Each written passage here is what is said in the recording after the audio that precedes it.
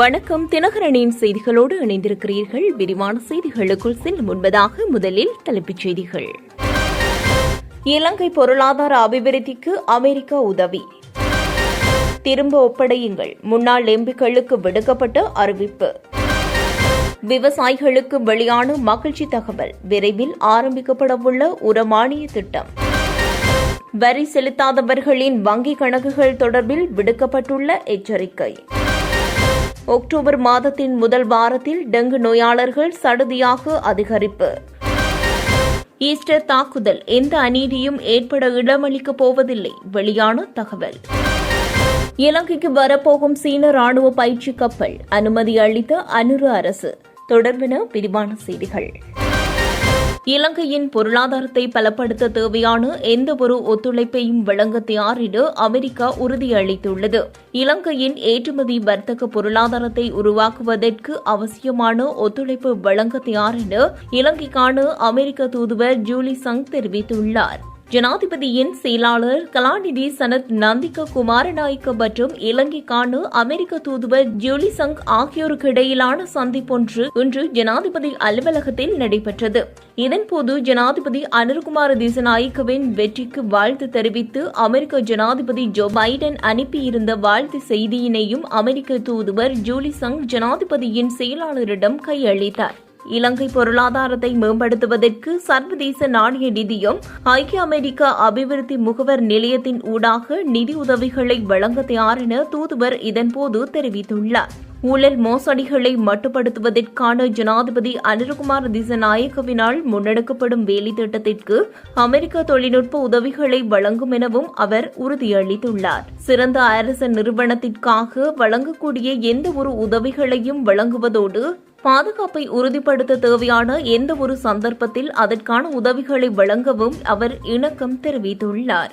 மீள் புதுப்பிக்கத்தக்க வலுசக்தி, ஏற்றுமதி, விவசாயத்தை உருவாக்குதல் மற்றும் கிராமங்களின் வறுமையை ஒழிப்பதற்காக புதிய ஜனாதிபதியினால் முன்னெடுத்துச் செல்லப்படும் வேலை திட்டங்களுக்கு ஒத்துழைப்பு வழங்குவதாகவும் அமெரிக்க தூதுவர் உறுதியளித்துள்ளார். தற்போது செயற்பட்டு வரும் கிராமிய பாடசாலைகளின் பகல் உணவு வேலை திட்டத்தை நகர பாடசாலைகளிலும் வழங்க உதவிகளை வழங்கவிருப்பதாக அமெரிக்க தூதுவர் ஜூலி சங் தெரிவித்துள்ளார். இந்த சந்திப்பில் இலங்கை மற்றும் மாலிதீவிற்காக ஐக்கிய ராச்சியத்தின் சர்வதேச அபிவிருத்திக்கான முகவர் நிலையத்தின் பிரதிபலிப்பாளர் ஜஸ்டின் டிவென்ஷோ மற்றும் பொருளாதார நிபுணர் கிறிஸ்டோபர் குஷ் உள்ளிட்டோர் கலந்து கொண்டிருந்தனர். நாடாளுமன்ற உறுப்பினர்களுக்கு வழங்கப்படும் 5 லட்சம் ரூபாய் பெறுமதியான இலவச முத்திரைகளில் பயன்படுத்தப்படாதவற்றை அருகிலுள்ள தபால் அலுவலகத்தில் அல்லது நாடாளுமன்றத்தில் ஒப்படைக்குமாறு தபால் திணைக்களம் முன்னாள் நாடாளுமன்ற உறுப்பினர்களுக்கு அறிவித்துள்ளது. நாடாளுமன்றம் கலைக்கப்பட்டதை அடுத்து இம்முத்திரைகளை பயன்படுத்துவதற்கு தடை என தபால் திணைக்களம் தெரிவித்துள்ளது. அதே சமயம் குறித்த முத்திரைகளை செல்லுபடியற்றவையாக கருதப்பட வேண்டும் என நாட்டில் உள்ள அனைத்து தபால் நிலையங்களுக்கும் தபால் மா அதிபர் அறிவித்துள்ளார். நெல் விவசாயிகளுக்கான 25,000 ரூபாய் உர மானியம் வழங்கும் திட்டம் எதிர்வரும் திங்கட்கிழமையிலிருந்து ஆரம்பிக்கப்படும் என அமைச்சரவை பேச்சாளர் அமைச்சர் விஜித ஹெரத் தெரிவித்துள்ளார். குறித்த வேலைத்திட்டமானது அம்பாறை மாவட்டத்திலிருந்து ஆரம்பமாகும் எனவும் குறிப்பிட்டுள்ளார். இன்று நடைபெற்ற அமைச்சரவை தீர்மானங்களை அறிவிக்கும் ஊடக சந்திப்பிலேயே விஜித ஹெரத் இவ்வாறு தெரிவித்துள்ளார். உர மானியம் அறிவிக்கப்பட்டதை வழங்க பணியாற்றி வருகின்றோம். அதன் பின்னர் பொலனறுவை, அனுராதபுரம், மகியங்கனை மற்றும் மகாவலி பிரதேசங்களில் உள்ள விவசாயிகளுக்கு இதனை வழங்க ஏற்பாடு செய்யப்படும் எனவும் குறிப்பிட்டுள்ளார். இதேவேளை இலங்கையில் ஒரு வருடத்திற்கு 1 லட்சத்திற்கும் அதிகமானோர் விவசாய துறையில் தமது வேலைகளை விட்டுச் சென்றுள்ளதாக பேராசிரியர் வசந்த அத்துக்குருள அண்மையில் தெரிவித்திருந்தமை குறிப்பிடத்தக்கது. செலுத்த வேண்டிய வரிகளை இந்த ஆண்டு இறுதிக்குள் வசூலிக்க அதிகபட்ச நடவடிக்கை எடுக்கப்படும் என்றும் வரி செலுத்தாதவர்கள் இருந்தால் அவர்களின் வங்கி கணக்குகளை முடக்குவதுடன் சொத்துக்களை பறிமுதல் செய்யவும் அதிகாரம் உள்ளது என உள்நாட்டு இறைவரி திணைக்கள பிரதி ஆணையாளர் நாயகம் NMNSP திஷநாயக்க தெரிவித்துள்ளார். ஆனால் வரி வசூலிக்க வரும் அதிகாரிகளின் அடையாளத்தை உறுதி செய்யப்பட வேண்டும் என்றும் நிலுவைத் தொகையை காசோலையாகவோ பணமாகவோ வழங்க வேண்டாம் என்றும் அவர் கேட்டுக் கொண்டுள்ளார். இன்று முதல் எங்கள் அதிகாரிகள் நிலுவையில் உள்ள வரிகளை வசூலிக்க வருவார்கள். அந்த அதிகாரிகள் யார் என்பதை கண்டறியவும், அவர்கள் எங்கள் துறையின் அடையாள அட்டையை அணிய வேண்டும். அவர்கள் எப்போதும் காசோலைகள் அல்லது பணம் அல்லது எதையும் ஏற்க மாட்டார்கள். இந்த ஆண்டு இறுதிக்குள் வசூலிக்க வேண்டிய வரிகள் நிலுவையில் இருந்தால் அவை அனைத்தையும் வசூலிக்க அதிகபட்ச நடவடிக்கை எடுக்கப்படும். சட்டத்தை கண்டிப்பாக பின்பற்றும் போது வங்கிக் கணக்குகளை தடை செய்யவும் சொத்துக்களை பறிமுதல் செய்யவும் எங்களுக்கு அதிகாரம் உள்ளது எனவும் குறிப்பிட்டுள்ளார். நாட்டில் தற்போது டெங்கு நோயாளர்கள் அதிகரித்து வருகின்ற நிலையில் அக்டோபர் மாதத்தின் முதல் வாரத்தில் 698 டெங்கு நோயாளர்கள் அடையாளம் காணப்பட்டுள்ளதாக தேசிய டெங்கு ஒழிப்பு பிரிவு தெரிவித்துள்ளது. அண்மித்த காலப்பகுதி வரை 40,109 டெங்கு நோயாளர்கள் பதிவாகியுள்ளதாகவும் தெரிவிக்கப்படுகின்றது.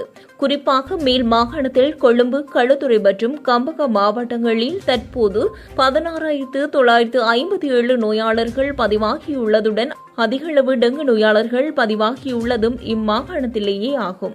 மேலும் வடமாகாணத்தில் யாழ் மாவட்டத்தில் 4,802 நோயாளர்களும், மத்திய மாகாணம் கண்டி மாவட்டத்தில் 4,151 நோயாளர்களும், சப்ரகமுக மாகாணம் கேகாலை மற்றும் ரத்னபுரி மாவட்டத்தில் 4,059 நோயாளர்களும் பதிவாகியுள்ளதாக தேசிய டெங்கு ஒழிப்பு பிரிவு தெரிவித்துள்ளது.